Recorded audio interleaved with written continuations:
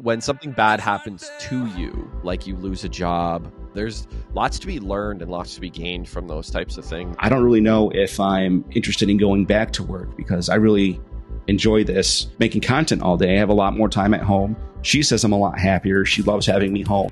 But ultimately, it was probably the best thing for me was to get fired from that job because it really let me explore and grow my content. A nightmare I'm living in. He called me crazy, called me drunk, and I said, I know well, I can see it right. Ladies and gentlemen, welcome to Second Story. I'm Josh Cybulski, joined as always by Corey Leckie. Corey, what's happening? Hey Josh, what's happening, man? Feels like it's been a minute. It's been a few. Hey, do you still smell as bad as you look? It's been a while since we've been in person. I don't know, but I definitely look as bad as I smell, so. Okay. Oh, wow. Turn that around on me. Okay. Yeah. Cool. Well, I'm very excited to do today's episode. That's all you had. Wait, hold on a sec. That's all you had? That's terrible. What do you mean that's all I have? You suck. Okay, go. What do you want me to add? Nothing. Honestly, dude, as soon as you started talking, my ADHD brain kicked in and I just started thinking about our guest. Because I was way more interested in talking to him than talking to you. Yeah, fair enough. How's All that? Is that good enough for you? Yeah, that's good. God, I need to get on that medication. Stat. My brain is all over the place. Yeah, so I'm very excited to talk to today's guest. We were actually supposed to talk to him before, but somebody didn't show up. Where your face is on the thing. So sorry about that. I can give you all the excuses after, but there was a good reason for that. Yeah. All right. I just had to throw that in there. I am very excited to talk to today's guest. Today we're joined by Nathaniel Mignot, otherwise known as Nate's Average Life. How'd I do with that? Not bad. Great. Nate is a content creator. He's a husband, a stepdad, and he's a hybrid athlete, showing that real growth comes from balance, discipline, and finding purpose in everyday life. Nate, welcome to Second Story. Hey guys, how are you doing today? I can't complain. Yeah. Pretty well. Good. So, I'm pretty excited to be here as well. Thank you for this opportunity. And so I guess I have 2 second stories I would really like to talk about today. One of them is when I first moved out here in 2019, I moved out with, at the time, my girlfriend, who's now my wife, Kayla. And I didn't have anywhere to work. So it was like a last minute thing. We were together and she just goes, hey, I got into the police academy out in Syracuse and I'm going to accept it and move out there. So it was either I move out there with her or we basically call it off because, Syracuse to Rochester's hour and a half. That's just a lot of commuting, pretty busy. And she was just going to be fully booked with the academy at the time. So I decided to pack everything up, sell my house and move out here with her. I was coming out on the weekend, helping her move out to the apartment, and I drove by a place. It's a hydraulic company, a military defense. And I'm like, you know what? I'll try applying there and see if I can get a job. Didn't know what was available. I ended up applying there, got in, and I started off as a test and assembler technician. So I would assemble the hydraulic gear and I would test the hydraulic gear. And as I was doing that, it was very mind-numbing. Like it was very easy to do, and it just felt like I had no motivation in life. Luckily, one day, this young engineer that we just hired came in, and so he can get a better understanding of what he's supposed to be overseeing. He was building and testing with me. So I was showing him how to build it, showing him how to test it, so he can kind of get a better understanding. And there's times when I'd look over and he has his AirPods in, and I would ask him what he's listening to. And he says, oh, I'm listening to these self-help books. And at the time, I thought it was stupid. I've heard all my life, let's read this book, listen to this book. And I'm like, no, you don't need those. Those are garbage. Well, a couple of weeks go by and he's doing things a little strange, odd. I find to be odd. And I ask him about it and he goes, oh, it's just something I learned from one of these books. And I go, well, what book is it? He goes, How to Win Friends and Influence People. And I caught it because the way he was communicating with people and talking to people. And, there was about 10 of us technicians and he was talking and treating each one of us differently. I'm like, okay, I'll give this a listen. I tried it. And I will tell you what, that's probably to this day my favorite book. And I was just addicted to listening to reading this. I was listening to it driving home from work. I was listening to it driving into work. And I was even listening to it over lunch break. And that really got me into a mindset of like, I want to do more with my life. I want to be more driven and achieve more and contribute more. So he gave me a list of different books like Atomic Habits, one of Arnold Schwarzenegger's book, David Goggins. David Goggins was a huge inspiration as well. Not so much as, get up and just do it, like no matter what. Just his mindset that he failed so many times, but he was able to overcome those failures and continue. So over the next year, I'm listening to all these books. I'm applying all this knowledge as I'm communicating with people. I'm applying some of the stuff I learned when I'm communicating with management. And then I was really focused on books like The Goal and The Toyota Way, which really helped me increase productivity at home and at work. So as I was increasing productivity at work, I was eventually noticed and I was given an opportunity to move up to an engineering technician, where I guess that's where my second story starts right there, where I really started focusing on productivity and enhancement and making everyone else's lives easier. I really enjoyed that. So then that led me into going back to school for project management. Well, it's business management with a minor in project management at Syracuse University. And as I continued to grow my skills there, I eventually hit like a ceiling where I couldn't go anywhere at this company because we got a new president. And he's just like, oh, well, you don't have your bachelor's degree, so we're going to demote you. You can either quit or you can be demoted back down. Didn't like either of those options. So that's when I started applying to other jobs. I got into this new company and I really enjoyed working for them for the longest time. I got to use a lot of my project management skills. I got to run preventive maintenance for the company. It's a lot busier than I thought it was going to be, but I was, contributing more, and I felt more fulfilled in life. Like, I would go into work and rack my brain to be frustrated, but it was like a good frustration, where before, when I was just testing and assembling stuff, it was just mindless work and I just didn't feel anything in life. So as I was continuing to grow there, I noticed this one content creator, Hub's Life. And I don't know how I got into the day in the life stuff. I started watching that and I really enjoyed it. And I'm like, oh, there's another guy out there who's kind of like me, going through the same routines. And at some point, I just decided, I'm like, well, why can't I do this? So I really wanted to give that a try. So this would be my second story where I'm like, you know what? All these people, everyone these days is making money, or everyone this day is making money online. One thing I forgot to talk about at the last company is when I was working for them, I got to travel a lot to different countries, and my wife wants to travel. My daughter wants to travel. And to be able to do that, we need to make extra money. So doing the social media stuff as a content creator was an avenue to make extra money. So I started working with that, and I'm telling you guys, if you want to do it, I would give it a try. It's hard. You're going to get a lot of hate comments.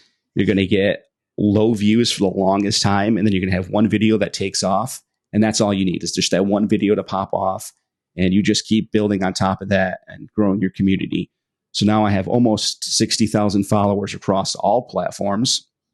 And it's slow on other ones. Instagram's my fastest moving one, but I'm starting to build up on YouTube and I'm starting to build up on TikTok. And throughout this last 8 months, I've been able to change my content and evolve as I'm evolving. So it's never the same thing every day. So it was the 9 to 5. And unfortunately, the place I worked, we had the policy. I got fired for a policy violation, and it happens. But that honestly was the best thing that has happened to me. Since being fired, I have grown my account 30,000 followers. I have joined jiu-jitsu. I am working with a personal trainer. I'm down 15 pounds already. For me, to do that in the last 4 months is a huge achievement. I really like that. Jiu-jitsu, it's definitely not an old man sport, but these young kids beat me up pretty good. But I really enjoy it. The teamwork, it's something. And then my family does it as well. So my wife does it with me. My daughter does it, and we all really enjoy it. And we're all hoping next year to compete. It'd be really fun. Hopefully I can get a bronze, would be great. But even just going and competing is a lot of fun. And I'm lucky enough to work with this person, Jackson Ryan Fitness. he's been great. He's been my personal trainer. I just tell him, so he gives me a weekly workout. I do that. He asks me at the end of the week how everything's going, and I give him updates. And I'm like, hey, man, can you give me something for like mobility workouts for my hip flexors or my ankles and my wrists so I don't get hurt? Because those are the spots that I'm getting hurt the most in jiu-jitsu. And he said, no problem. Started sending me stuff over like that. So I'm incorporating that into my daily routine as I'm making this content to post online. And by doing that, I'm starting to open up and be more talkative. So someone who's another inspiration to me is Blake of today. He just is a really down to earth guy, and he just wants to help people out. And ultimately, that's where I want to take my content. Like, I want to help people. Like, a lot of people have been asking how I can live the life I live being unemployed. One, luckily enough, my wife still works. Two, growing up, I was focused on saving and just not having a lot of debt, not carrying over a lot of debt, not making excessive purchases. So a topic that comes up all the time is my truck, $70,000 truck. No, my truck was $25,000. Like, I bought it pre-COVID, bottom of the barrel. It had two features I wanted, which was a heated seat and heated steering wheel for living in New York. Other than that, it does everything that I want. And it just, making decisions like that, like, you don't need a flashy vehicle. Nobody cares about your vehicle except children. They're the only one who cares. Just save your money and invest wisely. And I'm not saying save every single penny. Go out and have fun. Travel the world if you're young. Do things like that. Just don't spend it on things you don't need. Like, you don't need a top of the line iPhone. You don't need a top of the line Mac computer. Those are things you see that content creators would have, or people who are making millions of dollars. Like, you don't need that stuff. So over 25 years of working, I was saving. I was, hammering away my 401k. I started a Robinhood and I put extra money aside to that. But I also do the thing where I pay myself first. And what I really mean is I pay all my bills off, and then I put money away for myself. And then I have extra money for my family to go out and do stuff. I'm curious, what was it like when you stepped out of that corporate role, or got let go, I guess, and then we're doing the content creation full time? What was that like for your family as a transition? My daughter loved it because I was home all day now, and the dog Diggs loved it as well. Yeah.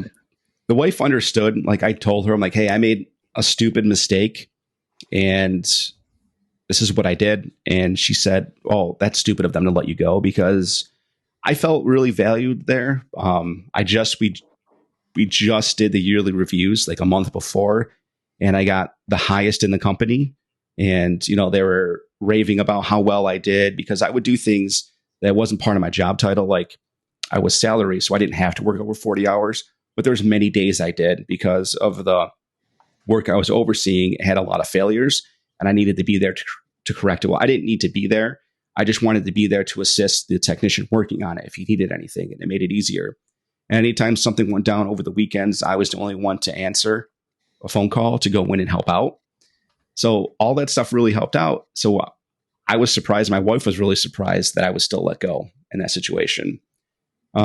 She didn't seem too worried about it, because I'm like, I'm going to start looking for a job right away. And in the meantime, I'm doing that. I'm going to still work on the content creation.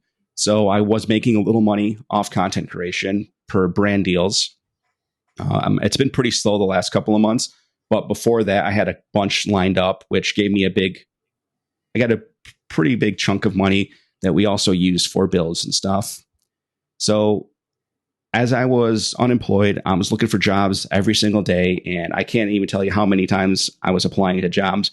But after that first big batch you go through, there's not many to apply for every day. And I'm just applying, taking phone calls. I did a bunch of different tips and tricks. So like, I'd go on LinkedIn and find jobs on there and apply through there. Because I've been told a lot of jobs on Indeed aren't actual jobs. I would go to manufacturer websites that I'm really interested in.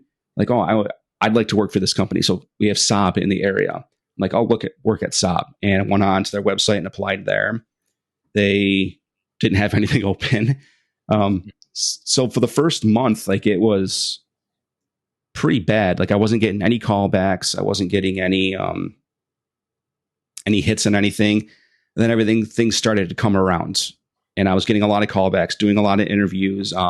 a lot of the companies just have either horrible benefits, they want to have horrible pay, and we just couldn't meet eye to eye in a lot of things. So about 2 months in, I told the wife, like, I don't really know if I'm interested in going back to work because I really enjoy this making content all day. I have a lot more time at home. She says I'm a lot happier. She loves having me home because she works nights, so she sleeps all day, so I can take care of Caslin and the dog throughout summer.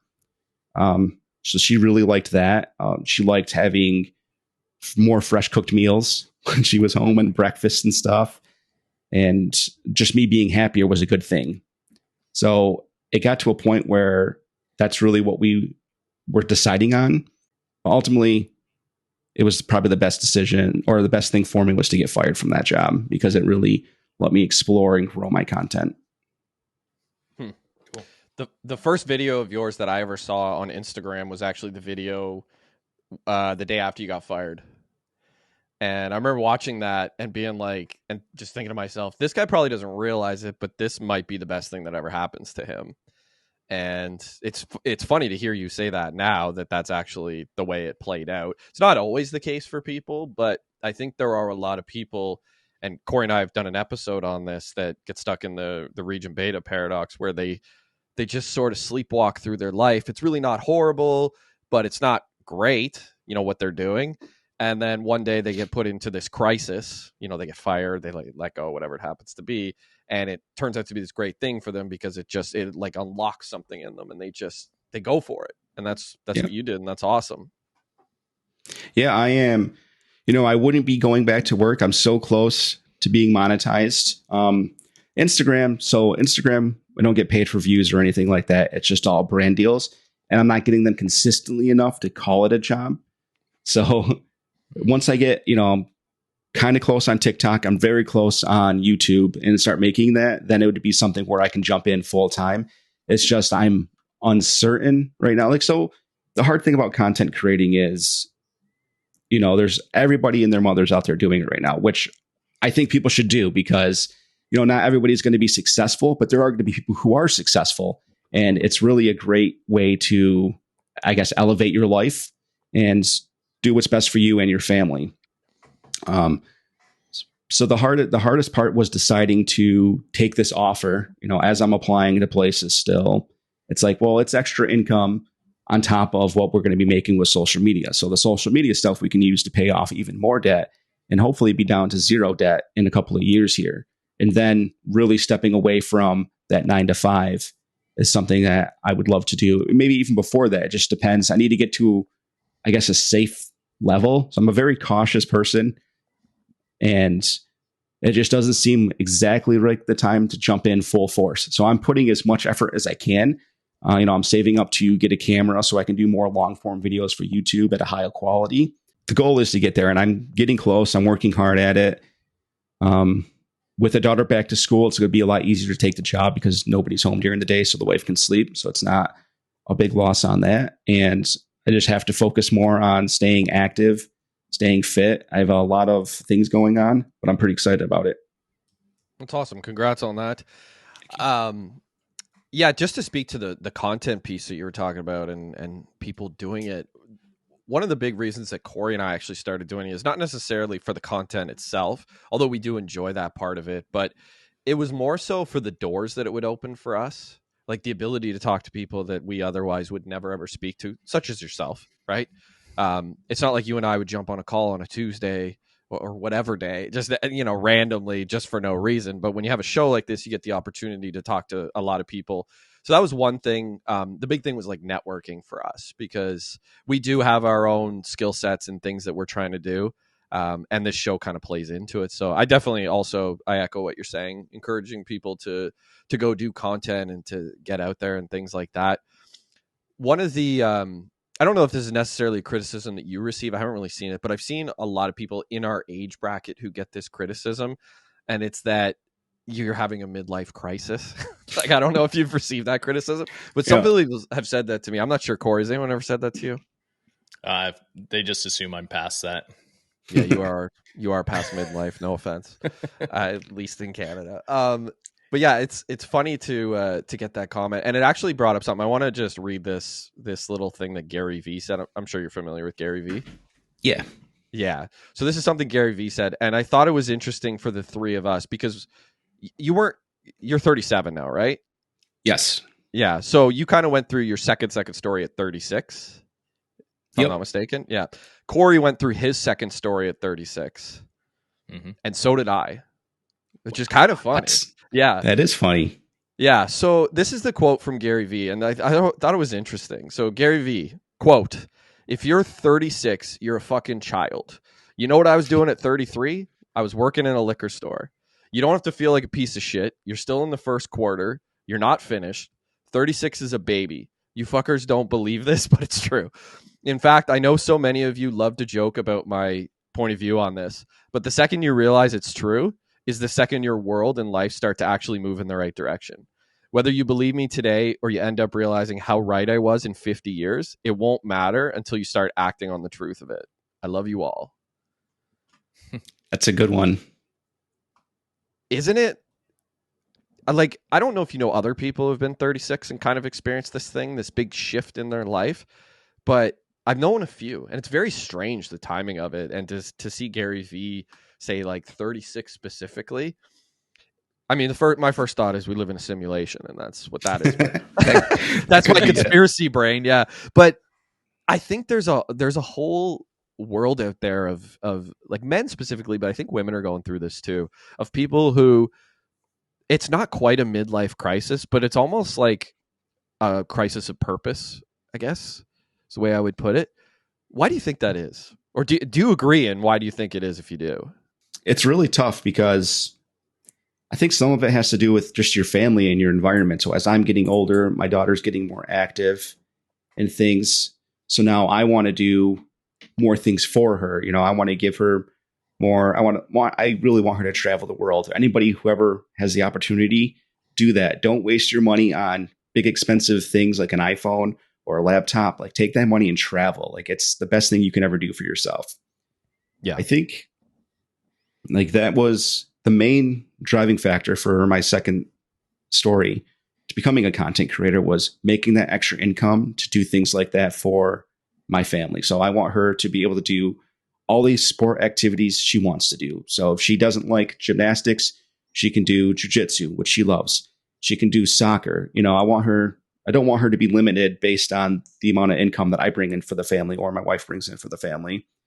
So I took this as like a wake up, like, you know, I'm still young enough where I'm able to do things like this. So I'm young enough to start this channel. I'm young enough to show her that, you know, hard work pays off. So she sees kids these days, they watch a lot of, what do you want to call it? A lot of digital content, YouTube, Instagram, and they just see things easy for them. So her age, kids are targeting her, saying they just go to the store and they buy $10,000 worth of toys. And I'm like, well, we can't do that. We can't afford that. And I never want to do that for her, because I personally don't think that's the right way to do things. But, you know, she works for her money. She gets her money and she can spend it the way she wants. But I'm trying to show her that it's not that easy. You have to work hard for it. And there's going to be a lot of failures. So she saw, you know, we talked to her that I lost my job. And then she knows about my content creation. She likes being in the videos sometimes. Other times she doesn't. And she's really excited when videos do really well. And then she's upset when videos don't do well. And I explain to her, I'm like, that's just the way things are. Like, it just didn't work. So you have to take the lessons on there and evolve. And, you know, we had to stop her from Instagram, and I take her off Instagram because I get a lot of bad comments on there, and it's just not good for her to see. Yeah. But the other comments are really positive, and she understands that, okay, you might have failed here, but people still support you. And I think at 36, you get to that point, you know, a lot of people are having kids in their 30s now. It's not so much younger. And I think something just clicks, something happens where you're like, I want to do more for them. I want to provide for them more. Yeah.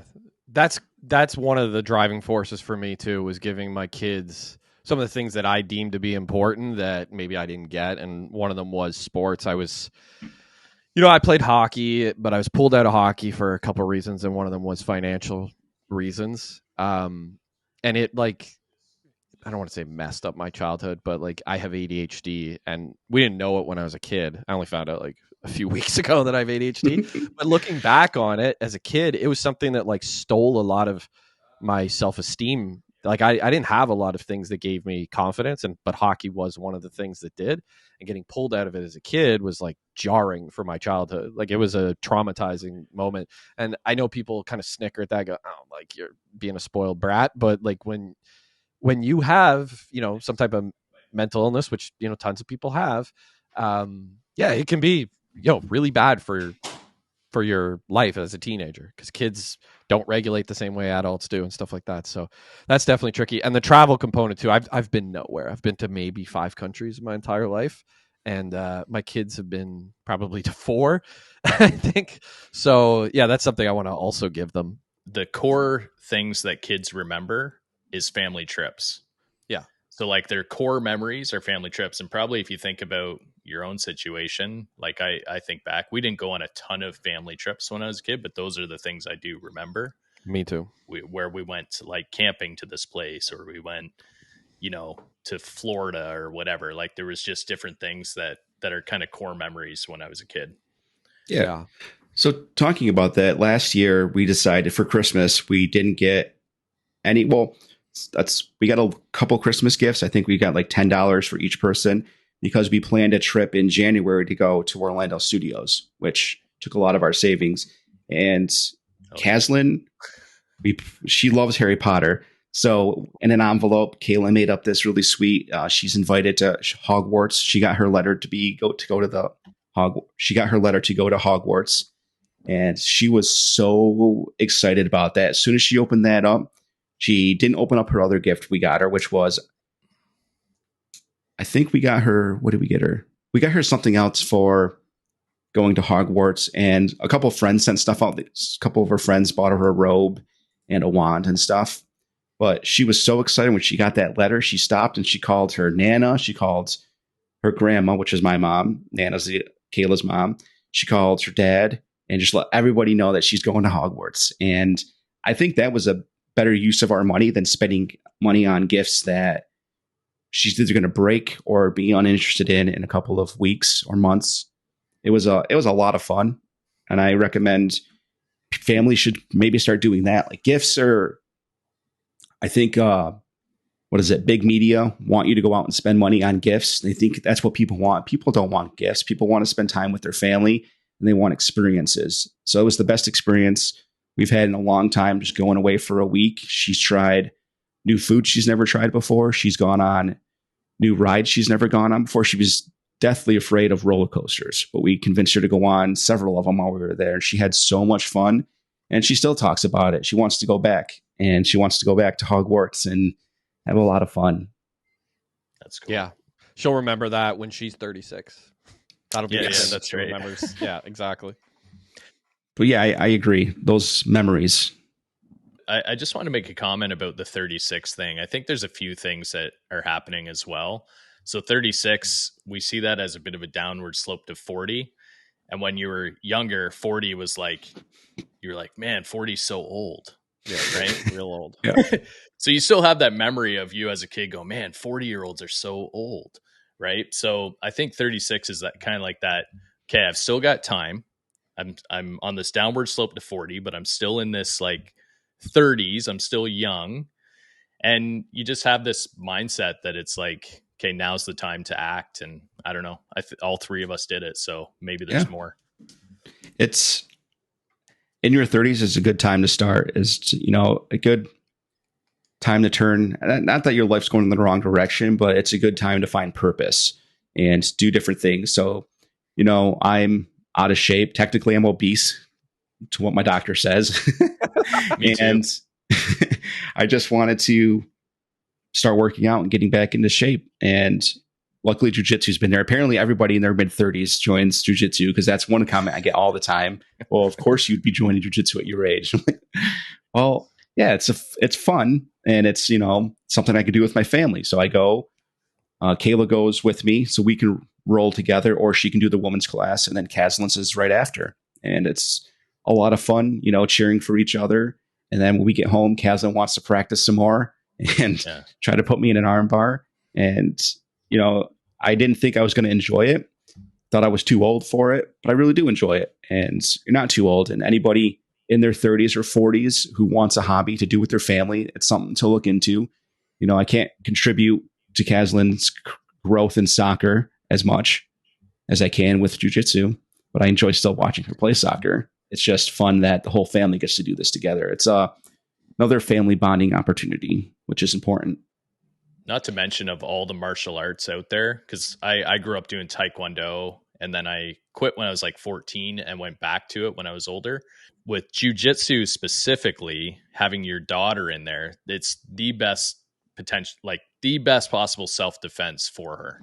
Yeah. As far as like, you know, if someone came at her or was attacking her, she could tie them up, break their arm, all that good stuff. So I agree. You know, and today it's sad in today's world that women have to think about stuff like that, especially going off to college. Like just getting 3 months, it's better than the average person. Yes, the man's stronger than you, might be able to overpower you, but if you know enough, you can hurt him and hopefully get away. Hopefully nothing ever happens, but get in a situation like that, you can get away. And it's just sad. That's things we have to think about. But yeah, like you said, any martial arts it's a great activity for people are in our 30s who want to do things with their family. And just having that self-defense for your child is something they'll always have with them. So soccer, you know, if the child's very good at soccer, they can go and do it in college. And usually that's where it ends, right? But I think it was Dana White said, you know, if your kids 4 through 6, get them in jiu-jitsu now, because that's something they'll have in their back of their pocket all their life. That's something, those skills they'll learn now. It's something they can take with them until the day they die. And I really like that. You know, it feels like when you're paying for these sports and things like that, it feels like it's a good use of my money because it's something they're always going to use. And I have nothing against any other sports, soccer, basketball, hockey. They're all great sports for kids to get into. It's just if you're really limited in your expenses, just think of any kind of martial arts as, to me, and you guys can correct me if I'm wrong on this, and I'd like to hear your opinion, that I think martial arts will benefit child more than other sports, especially in the long run. I would agree. Well, the only one I can think of that might benefit them more than martial arts would be swimming. Just because in terms of like a life skill, that's a good one. That's as well, the only swimming. one that comes to mind where it's like that one might actually save their life someday if you can teach your kid to be a good swimmer. I also think there's something with swimming too. If you can get your kid to a level where they can go be a lifeguard in high school, this is something we're doing with our own kids. Mine too. Yeah, Corey's kid's an excellent swimmer. When I was a kid, I remember I worked like 15 hours a week, and then I had a friend who worked 4. And my friend was a lifeguard who worked 4, and I worked 15 at a grocery store. And he made more money in 4 hours as a lifeguard than I did in the 15. And he had the rest of the week to do whatever he wanted. That's I remember cool. just being like, that's not fair. I was like a 16-year-old, like preaching communism. Like, we should get paid the same. But in reality, he had a real skill, and I was just stocking a shelf. So that was a huge thing. But that's something we're pushing with our kids is like, you know, go try to be the best swimmer you possibly can. It'll benefit you there, but also if you ever have to swim or save somebody's life, it's an opportunity. But I would put martial arts right next to swimming, really. I think swimming is a good one as well. I agree with that. That's also something they can use all their life. Yes, that's right. Absolutely. Yeah. Yeah. I mean, they're both life-saving techniques, right? You know, for themselves, actually, or potentially, right. Yeah, potentially for someone else too. If someone's drowning and you can go rescue them, obviously save their life. But if someone gets attacked and you can intervene, then yeah, it's a possibility. You know, it's sad that you mentioned like it's sad for girls going away to school. I don't know what's like. I mean, I've seen it in the States. We get a lot of American news up here, but there does seem to be a very large escalation in the amount of just random physical attacks that are going on. We have a ton of them in Canada. Be it like the epidemic with drugs we've got going on, the mental health crisis. We're letting a lot of violent offenders into our country without checking their history. And I know that's going on in the States too. So it is something that like, it really is sad, but that is something our kids are going to have to ultimately deal with. So giving them self-defense is probably the best gift you could ever give them, I think. Yeah. You know, that's a good point. Things are getting crazy, and I don't know what it's contributed to. I don't know if it's all this violence. I don't know where it's coming from. I don't know if it's because the media is focusing more on it now, or if it's because of all the social media. You know, it's so much easier to get news now. Maybe we were always this violent. I would hope not, but things are getting out of control. Get your kids in martial arts. That's the message I would give, is like get your children in martial arts, because they ultimately might have to defend themselves or somebody else.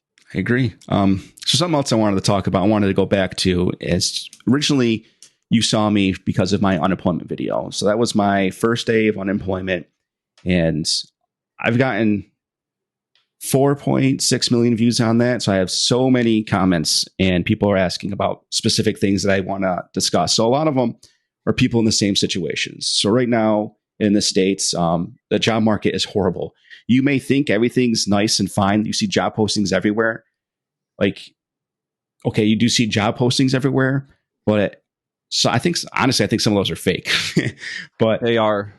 I can speak to that. They're called ghost postings. It's well known on, like, you mentioned Indeed, but there's a few other sites where people have said specifically that they have ghost postings up. It's like an obligation that there's some legal thing where it's an obligation that jobs have to post it before they go hire someone else. I won't. Oh, yep. Get into Before they that, hire internally. That makes sense. Or like very externally. But they have to post it for a period of time, but it's not a real posting. Okay. Yeah, that makes more sense now. Yeah. But one of the things I wanted to say is people were always like, you're not ashamed. Why aren't you upset? Why aren't you hunting for 10 hours? Listen, I just lost my job. And yes, I did look for jobs that day, but I just wasn't in the mindset to do that. So I did what was best for me. So sitting there and moping and applying to these jobs, because it takes a lot of time. You know, you have to edit your resume, edit your cover letter, depending on what you're applying for. So I would apply for a couple hours, and then I'm like, I need to do something for my mental health. So a lot of it was getting outside and walking and starting to run. And I just want people who are unemployed to know, like, the market sucks. Like, it's not you, it's the market. And I would focus on just updating your resume. There's a lot of things like VMOC. You can run your resume through there, and it can tell you what you should edit and not edit. You can ask old connections that you used to work with. Say, hey, can you look this over and tell me what you think? Don't beat yourself up over it. There's no point in getting yourself down and beating yourself up, because that's not going to help you in that situation. What's going to help you is, you know, taking it as an opportunity just to grow. So like now you have an extra 9 hours in your day to do things for you. So go and apply for a couple hours. You don't have to spend all day applying, and then take the rest of the time to go out and learn cooking, learn how to cook better for yourself, learn, you know, start running. Running's free. You don't have to do that. Push-ups are free. You can do stuff for your mental health that'll help. Just getting outside in the sun is just great for your mental health. And I just want people to know, if you're unemployed, other people are with you. A lot of people are struggling. And luckily I'm in a situation where I don't really have to worry about getting that next paycheck. But if you are in a situation, I'm going to say the same thing. Like, stressing over that is not going to help you. It's just going to hurt you in the long run. So take that job. You know, if you need money right now, you can go and apply to Lowe's and Home Depot and things like that. Take that job, but don't stop looking for a better job. And I'm not saying it's a bad job. I'm just saying, if that's not what you want to do, you know, at least have that income and keep looking for that different job. Yeah. I like what you said Good too advice. about, you know, learning to cook. Just learn new skills. Maybe you'll find one that makes you employable in a different industry. I think that's really good advice. Take the opportunity to film. You know, that's great content for someone. I don't know how to cook. This is day one of learning how to cook, and start there and continue to grow. Something like that. You know, a lot of people will say nice things, say, oh, hey, instead of throwing your eggs in the frying pan and mix them beforehand and then dump them in, or so on, you know, hey, don't add so much salt, things like that. There's a lot of opportunities out there. And if you're unemployed, take that time to go out and to learn a new skill. You can find free skills. You can learn to play guitar watching YouTube. Learn to whistle. I don't know. There's many things out there that you can do. And it's a great opportunity to take that and to start your second story. So you're put in a situation where it's, fight or flight. And it's a good opportunity to fight that situation and say, you know what, I'm not going to let this get me down. I'm going to hunt for that job, and I'm going to learn a new skill and focus on that skill and focus on looking for that job. Yeah. It's funny you say putting too much salt or mixing your eggs in the pan. It's all content I've seen from Tony P in DC. If you don't know who Tony P is, he does a lot of stuff like that gets a reaction from the audience. I think he does it on purpose just to like elicit the comments like, that's too much salt, Tony, or what have you. But it's an interesting little tip for somebody who's an aspiring content creator. We've started to do that. We only learned that recently, but we started to do that to just trigger a comment. Yeah. I used to do that. And it's just because I didn't want to waste a bowl. I would crack them open and mix it in there in the frying pan, and it works fine for me, but it made so many people upset. I'm like, I don't get why you're mad about this. It's just, I don't want to clean a bowl. I think you made a really good point about, finding a skill and doing a thing. At points where I've been kind of down or depressed, and this isn't even like I've lost a job, but just points where you're sort of down. I've gotten through those by creating. So, and that can be anything. That could be cooking. That could be like I find a lot of peace in just making a new dish and like coming up with that when I'm cooking. I like to landscape around my house and do gardening, and I've built decks and things like that. And all those things can get you out of that negative mindset. And at the same time, you are learning a new thing. You're learning a new skill. You're seeing something being done and built. So I think there's a lot to what you're saying. I also was wondering, so your corporate situation where you were there, you said you were taking calls on the weekend, you were doing all these extra things. How did you getting let go for just that little policy situation? How did that change your mindset around corporate? It took me to be 36 years old, but I realized companies do not care one bit about you. You're replaceable no matter how well you do, no matter how well that review is, no matter how well or how much it's going to hurt them to let you go. They don't care one bit about you. So that's one of the biggest reasons why I didn't want to go back to work at a corporate position, is just because I feel like I've always given 110% in everything that I do at work.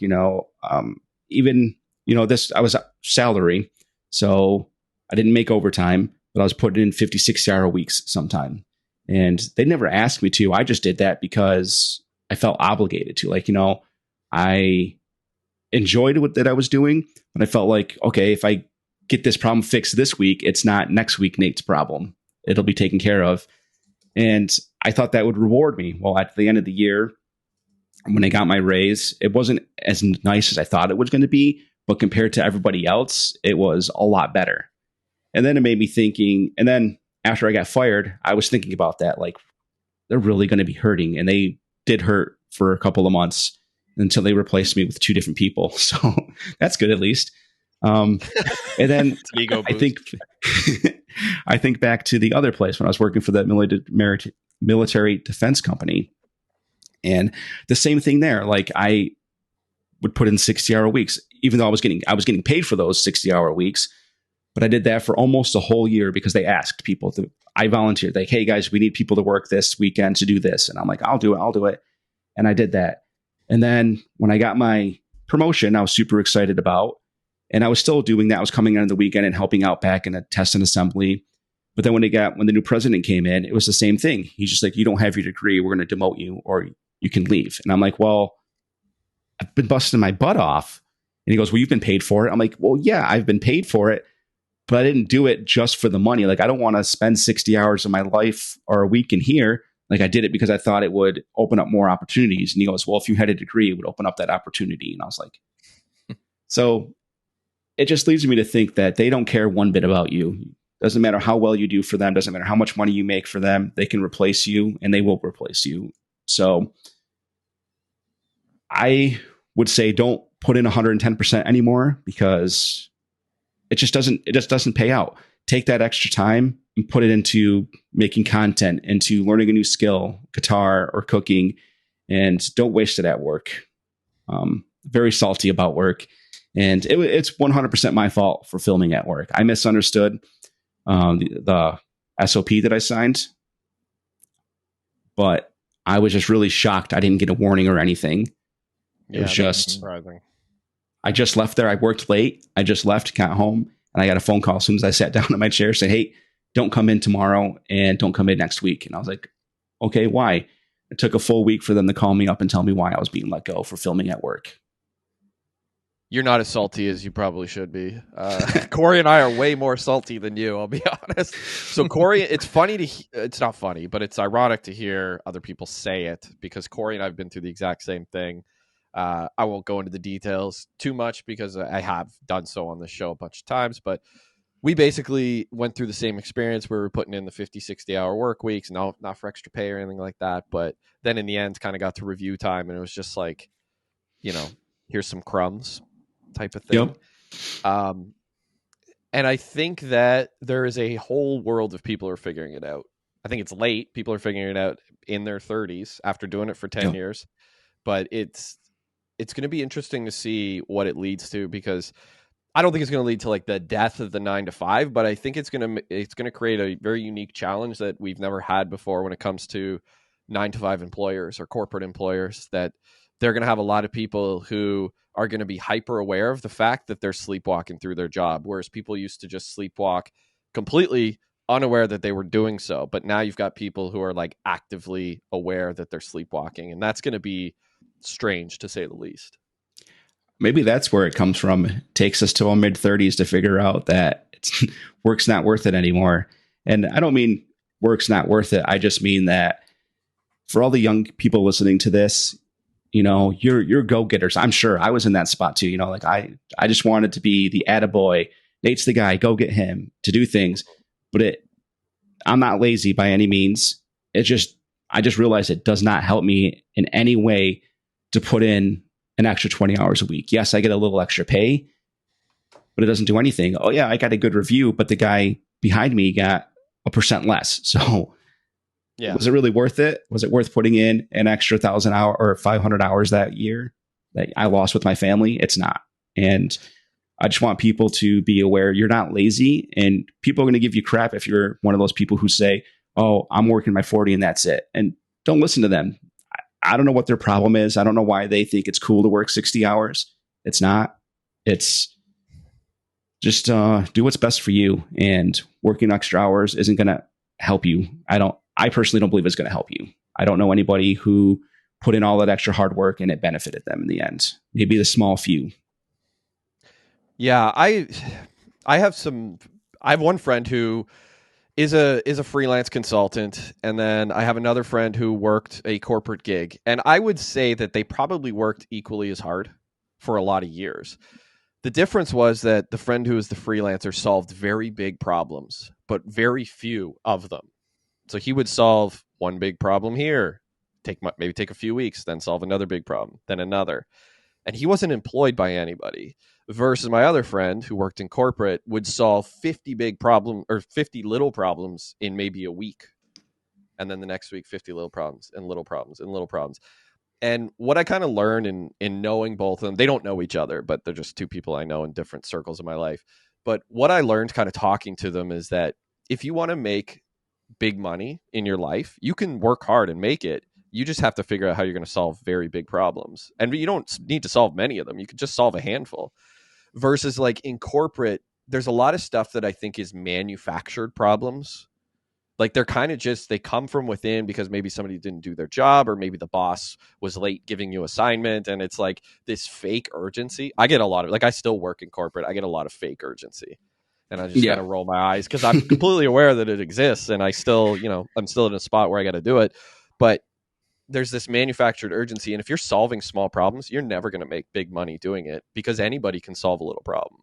And you might work very hard to solve a lot of them, but you're never going to get wealthy doing so, especially if you're working for someone else, because you're solving their little problems and they might be going out and taking care of the big ones and making the big money. So just to kind of put a more specific light on it, I kind of think that's what's happening. And I don't know that many people are aware of it. No, it's great that you said that. There's definitely circumstances. I guess another one would be owning your own business. You're obviously going to have to put in 100-hour work weeks if you want to be successful. And that's just I think that's a little different because you're doing your passion, right? You're chasing your dream. Like this is the business you want. So that's a little different. But the freelance is a great point that, he'll put in a hard work for a couple of weeks and he gets that little break. So he can take what he wants to take and he works for himself, basically. He can take what job he wants to take. So yeah, there's different circumstances, but a general 9 to 5 person, why do it? Why kill yourself? Because they don't care. No, they don't. And Corey can speak to this, and I also can. This is kind of what Corey and I woke up to, is that once you do figure that out, if you do, you shouldn't really stop working the extra hours. You should just stop working the extra hours for them and work them, but work them on your own thing. And this is where side hustle comes in. And Corey built his business doing that. Like, you still worked 40 hours a week, Corey. And I do too. And then I built all my stuff on the side, and you obviously built something that got you out of corporate. Yeah. And I like your analogy there with the big problems, little problems. I never really thought of it that way, but even when you own a business, you can get caught up in solving the little problems. And if you get caught up just solving the little problems, you never grow your business. Right? So you've got to actually like set those little things aside and go after the big problems in order to grow. So that's cool. I never actually really thought of it that way. That's where the skill of delegation comes in. Like, if you do want to build your own business, eventually you have to stop solving the little problems within your business and give them to someone else, or hire somebody to take them off your plate. But yeah. It's I mean, there's challenges that I want to kind of speak to this with you.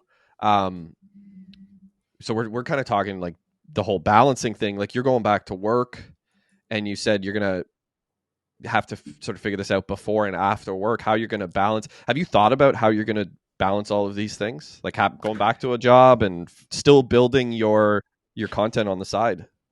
I have no idea. I think it's going to be a struggle. I'm going to be probably miserable for a little bit till I figure it out, because now I have all day to come up with ideas and shoot content, and it led me into doing gaming content as well. I only shoot like a 3-hour video once a week, cut that up and load that for right now.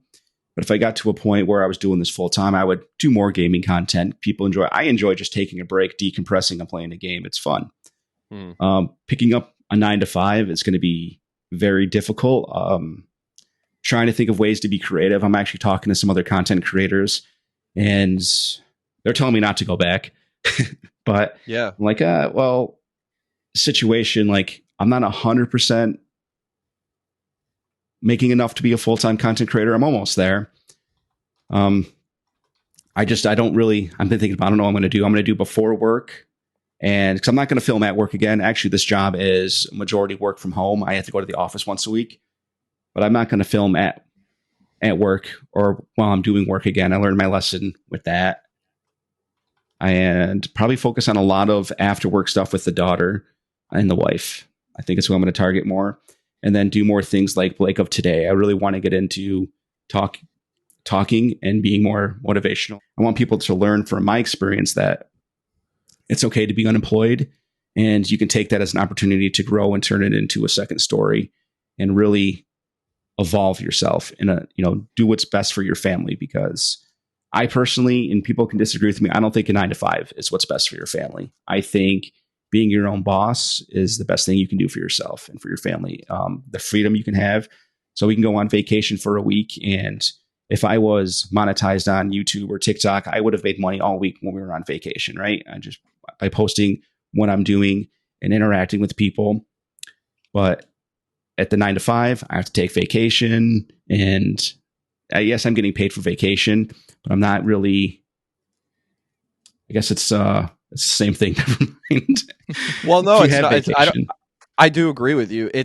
Here's the thing, right? You can decide when you want to go. If you're your own boss, like, you kind of get to decide, not necessarily 100% of the time, but if you set up a successful business that doesn't completely rely on just you, then you can take that vacation and kind of whenever you want. But in 9 to 5, like, this is a situation I'm up against right now. I'm trying to book off all this time for things like Christmas, my kids' like cheer events, and my work is basically like, nope, can't do it. And it's like, okay, I'm just gonna miss my kids' childhood, I guess. Like, it's weird because like weekends away traveling that's my child's childhood, right? That's what she's going to remember. And it's just going to be, well, dad wasn't there because he had to go and work a 9 to 5. That's what drives me nuts. I'm happy you brought that up. That's probably my biggest regret is how much time. So I've been with Caslin since she was 4.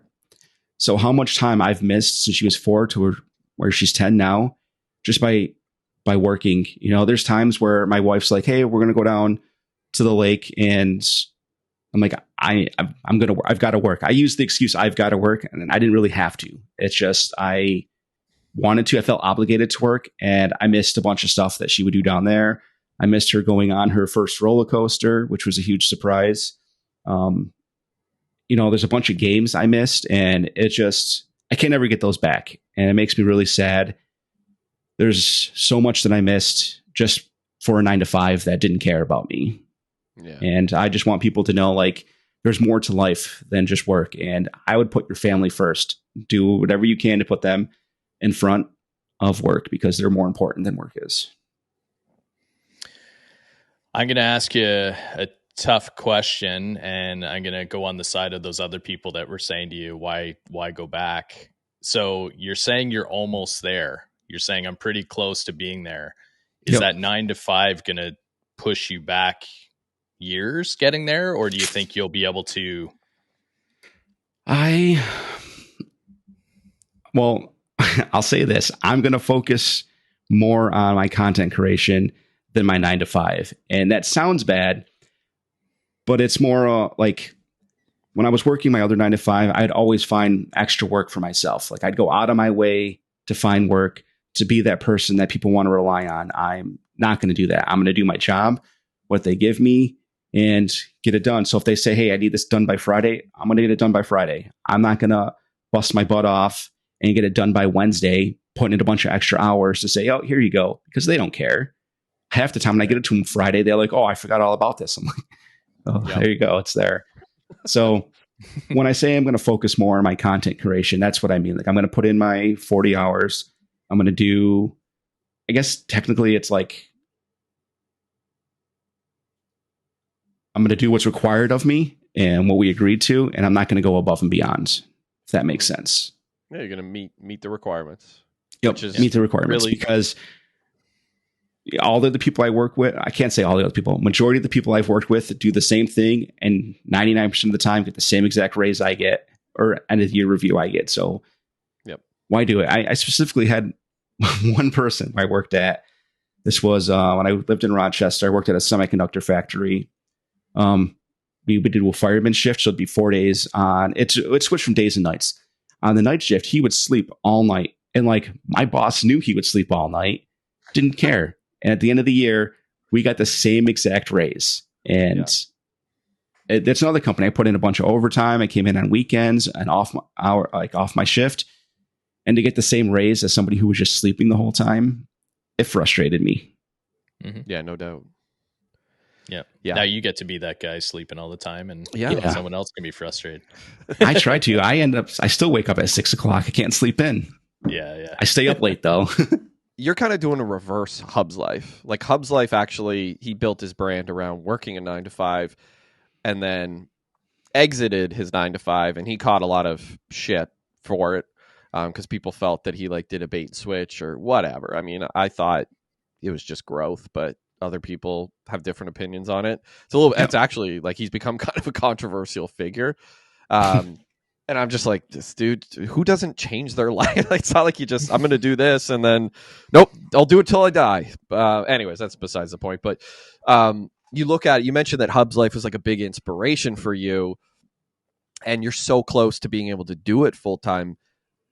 What do you think the shift will actually do to your content? Like you mentioned, you're going to focus more on other things, but you're obviously very, very like efficient right now. You get a video out, I mean, at least one every day, if not more. You look at Hub's life and go like, you know, his switch kind of did that to him. Do you worry about something like that happen with your content? So I thought about that. At his level, I wouldn't worry about it because he has 1.5 million followers on Instagram alone, right? So not for him, it wasn't a huge impact. For myself, I thought people were going to feel duped like they did with Hubs. But my whole thing is like you said, it's just growth. Like I started this and I'm evolving. Like I want to do different things. Like I'm doing the content to generate revenue, but I'm also doing the content because I enjoy it. And if I just kept doing the same thing over and over again, I'd get burnt out and not enjoy it. So being unemployed, I was first forced into a situation where I didn't have a 9 to 5. And a lot of people didn't say anything about not, I'm putting out content every week, didn't say anything about not having the 9 to 5. I get flack for not looking hard enough for a job or different things like that. But I gauged people's interest in one of the videos, and a majority of the comments were positive. Like, hey, man, go do it. Don't worry about going back. So basically, I just said, I'm really enjoying this. I'm at a crossroads where I'm looking for a job, but I'm starting to get more brand deals. I'm starting to get close to monetize where I can start making money. Like, I think I want to continue to do this. And I talked about all the freedom it gave me. A lot of the people seemed very responsive to it. And they're like, oh yeah, you go do it. And so I've gotten actually some DMs specifically about Hub's life. He goes, I think you're doing it the right way by letting us know. And the problem they had with Hubs is Hubs said he's never going to quit his 9 to 5. And I don't remember him saying that, but maybe he did. I do. Did he? Yeah, he said, he did a big video on how it was so great having a 9 to 5, and he listed off the reasons. And I think in the same video, I could be wrong, but I think in the same video, might have been around the same time in a different video, but he said basically that like he had tried to do the freelance thing and have his own business and it didn't work, but he liked the security of the 9 to 5. So I think he didn't like explicitly say it the way people are kind of hinting he did, but he hinted towards it that like he would stay in it because of the security. But I mean, whatever. Like people are just kind of reading something that's not there, I don't think. But yeah, I agree. But that's what people were upset about. And I just would say to them, I'm like, well, he's still doing a 9 to 5. It's just different. It's at home. They're like, well, it's no longer relatable. I'm like, well, what's not relatable? Like he's still showing his family. He's just not showing him sitting at a desk typing, right? He's just showing he's doing more family things, which if you have a family should be relatable. But if that's not relatable, what about the fitness part? Is that relatable? And so I did think about that. And that's specifically why I made that video, because I wanted to gauge people's interest and see what they had to say. People were very supportive that I never said that I was going to stick to my 9 to 5. And they're very supportive that I was giving them kind of a heads up on letting them know what I was looking to do. Now, you guys are the first to know that I've accepted a job, and as soon as I passed the drug test, took the drug test, as soon as they get the information back, I will get the official offer and I can start. So all the haters out there will be happy that I'm finally working, but I feel like a lot of people are going to be pretty upset that I went back to the 9 to 5 because they're rooting for me. They're saying, they think I'm a very wholesome content creator. I keep it very real. If you were to give yourself a movie title for what you do or your life, what would that movie title be? Oh, man. Oh. It'd be nice if we preempted you with that, eh? Yeah. Give me a little time to think. I could always do Nate's Average Life. That's what I think it should be. That's what it should be. Yeah. That's a good one. But I think that's great. That's perfect. The Daily Average Man. Yeah. Daily Average Man. Life. I like that. The Daily Average Man. Yeah, it's not bad. I like Nate's Average Life. It's a good handle. It's a really good handle. When people tune into this episode, what do you hope that they'll take from it? I just want people to understand that, being unemployed in your 30s is normal. It happens. A lot of people have it happen. And right now it's a crappy job market. Just keep grinding, try to stay positive and put yourself first. And then people who are still working that 9 to 5, stop working 60 hours. Drop it down to 40 hours and take those extra 20 hours and work on yourself. It doesn't have to be content creation. It can just be spending more time with your family. It could be picking up a skill like woodworking or guitar. Like, do something for yourself and you'll be a lot happier. I think a lot of people don't realize how miserable they are until they're actually confronted with it. And when they take that step away, when I stopped working 60 hours, I just didn't know what I was going to do with my time. And you find things and you do things that you enjoy. So that's really what I want people to take from this is stop killing yourself for the corporate job that doesn't care about you and start working on you and doing things what's best for you and your family. That's probably the most shocking thing about watching your videos was going through I'm a comic. I love to read comments on videos, just because we're obviously trying to make this thing too, and I'd love to know sort of what people think worked and what didn't. The comments that you would get about like, why aren't you looking for a job? It's like how long do you want this guy to sit at his computer and apply? Like you said, you apply to the first batch and then it's a slow drip. It's not like people just dump jobs into the job market every single day. Yeah. And I also don't, if I showed the same thing over and over again, I think it'd get boring. So I don't show job hunting every single day. And people get so upset about that. Oh, no job hunt today. And I'm like, well, I just didn't show that I was job hunting today. Just like I don't show that I'm going to the bathroom. And yeah. Just didn't take a shit today. They're just very weird comments. And, you know, it is weird. People who are unemployed, you're going to get rude comments. And yeah, sometimes it gets me down.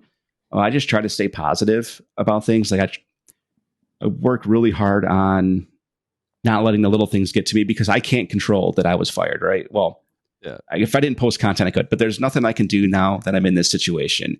And looking back at it does nothing but make me sad. So I just try to find the good things throughout the day and focus on those. Yeah. I think something that people forget is that you're going to have dark moments in your life no matter what, like things you go through that suck, but there are shades of gray to even the bad things. I mean, somebody dying, not necessarily, like you're probably not getting anything good out of that.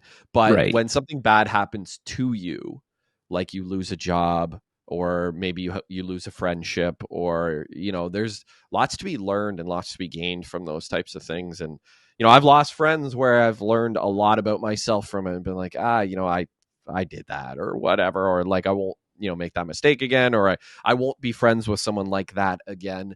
But I don't know. We live in such a world of where a lot of people are negative. I mean, there's a lot to be down about, but there is a lot of good that can come from bad things. And you're a really good example of that. I think that's awesome that you can show people that. And, you know, for somebody who does lose a job, which there's probably going to be thousands of people who lose it today. You know, if even a few of them find their way to your page, I think that's a net positive. So I really appreciate what you're doing. I think it's awesome. Thank you.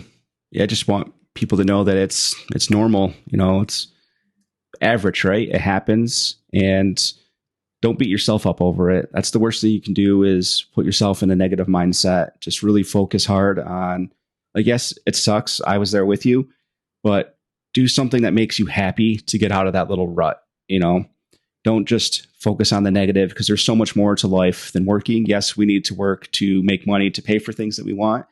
But you also want to be happy while you do all this stuff. And I just want people to really focus on that, focus on their happiness. Don't focus on trying to make as much money as you can. Yeah.